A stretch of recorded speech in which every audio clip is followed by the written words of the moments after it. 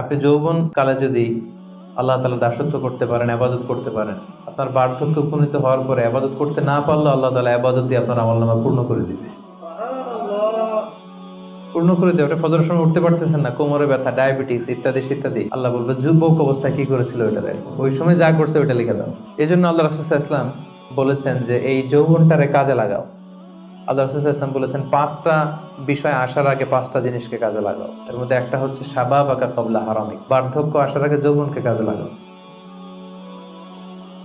সিহহাতাকা ক্বাবলা মারাদিক, অসুস্থতা আসার আগে সুস্থতাকে কাজে লাগাও।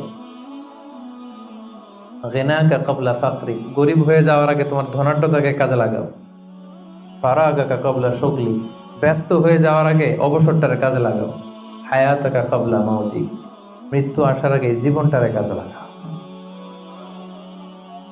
এই জন্য যৌবনটাকে যেন আমরা কাজে লাগাই প্রিয় ভাইয়া।